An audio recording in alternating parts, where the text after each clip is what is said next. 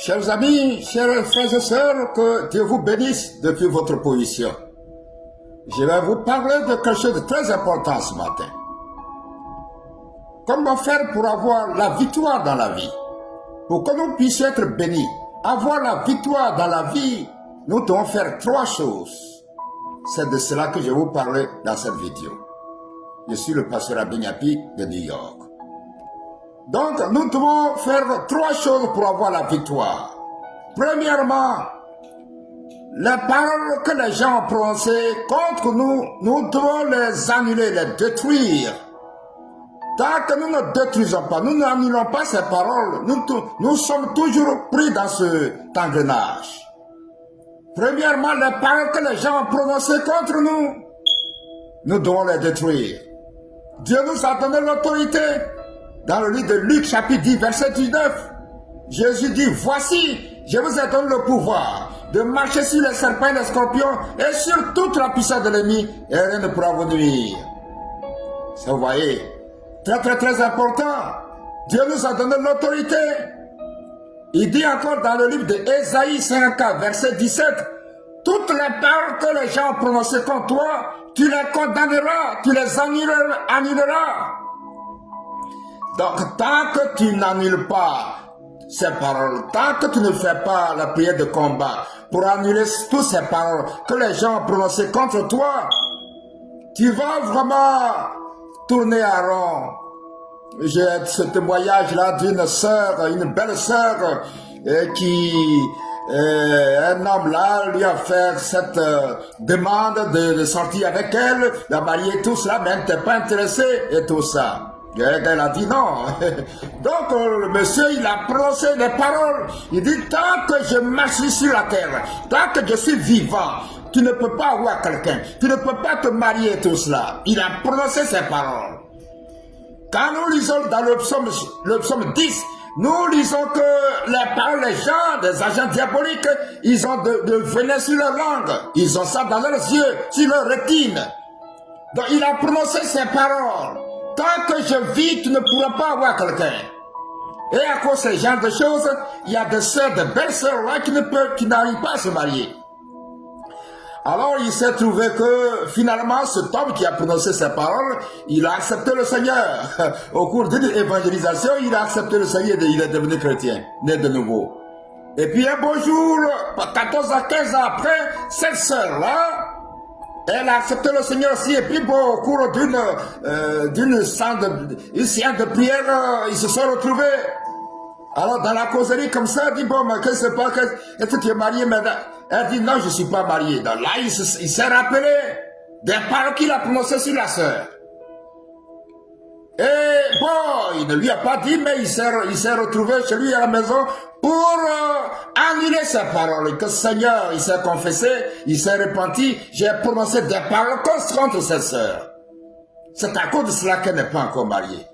Donc il a annulé ses paroles.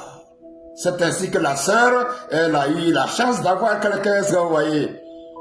Le psaume dit, la Bible dit que ces gens, ils ont du venin sur leur langue, ils ont ça sur leur rétine. Des fois, à travers la poignée de main satanique, ils peuvent te communiquer quelque chose. Donc, les paroles qui ont été prononcées contre toi, tant que tu ne les annules pas, tu ne les détruises pas, ta vie va tourner à rond. Donc ça, c'est le premier point. Le deuxième point, les paroles que tu as prononcées contre les autres, est-ce que vous voyez? C'est très important, parce que Dieu a créé l'univers par des principes. Donc les paroles que tu as prononcées contre les autres, également, ça fait que ta vie tourne en rond. Tant que tu ne les as pas annulées, est-ce que vous voyez?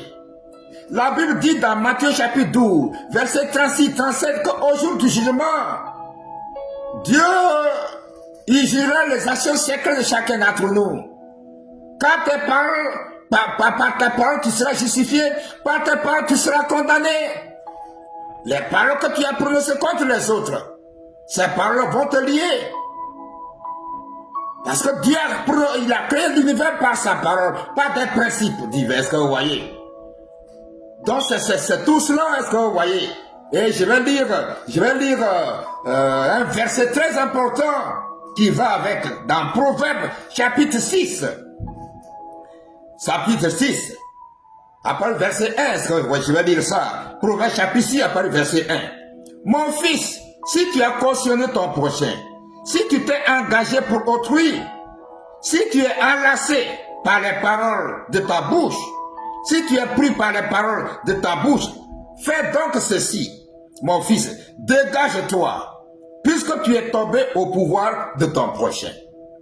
Est-ce que vous voyez? Va, prosterne-toi et fais des instances auprès de lui. Ne donne ni sommeil à tes yeux. Est-ce que vous voyez? Donc, très très important. La Bible dit que si tu es enlacé, c'est-à-dire que tes paroles t'ont pris dans un piège. Est-ce que vous voyez? Enlacé, dans la Bible, on doit souligner le mot enlacé. Quand on met, par exemple, nos chaussures là, on met des lacets, on attache pour que la chaussure puisse nous serrer. Donc, tes paroles que tu as prononcées, tu es enlacé par elles. Tu es pris en sandwich. Donc, tant que tu ne retires pas ces paroles, tu n'annules pas, tu vas tourner en rond. Je le dis encore, je le précise. Dieu a créé l'univers, pas des principes, pas des lois. Donc, tu es pris dans ces lois. Tu es tombé vraiment devant ton prochain par ta parole. Dégage-toi. Dégage-toi. Est-ce que vous voyez? Ça, c'est la parole. Est-ce que vous voyez? Donc, également, troisième point, là, les paroles que tu as prononcées contre toi-même. Est-ce que vous voyez? Nous ne faisons pas attention. Mais, dans la colère, dans la frustration, dans beaucoup de choses, on pense que ce n'est rien, c'est insignifiant, mais nous prononçons des paroles contre nous-mêmes. Par exemple, dans la colère ou dans des situations difficiles, on ne pense plus à ce qu'on dit. Et puis bon, par exemple, quelqu'un, il t'a fait un reproche, ou bien il y a une situation, tu as demandé quelque chose, il t'a pas donné, alors tu jures. Tu dis que vraiment je n'irai plus chez lui. Je ne vais plus manger avec lui. Jamais je vais manger avec lui. Jamais je vais aller chez lui.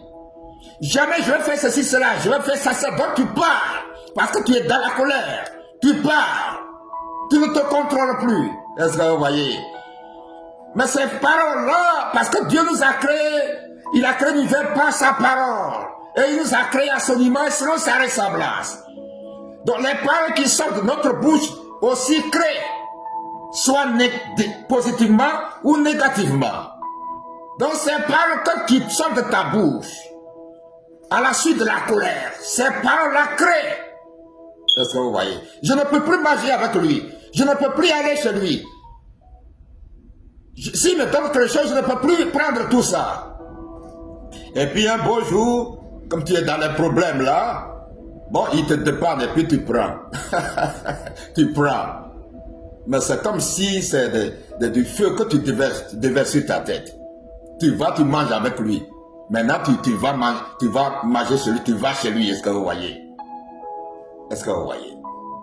Tant que tu ne retires pas ces paroles, tant que tu ne fais pas une restitution, alors tu ne peux pas, ta vie va tourner en rond. Est-ce que vous voyez?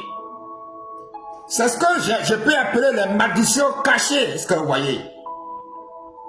C'est tellement subtil qu'on ne se rend pas compte que quelque part, ça bloque notre vie. Donc en tant que chrétien, nous devons faire attention. Toutes ces paroles-là, nous devons les détruire. Nous devons les annuler au nom de Jésus. Est-ce que vous voyez? Nous devons faire la restitution pour que nous puissions être bénis. Est-ce que vous voyez? Très très très important.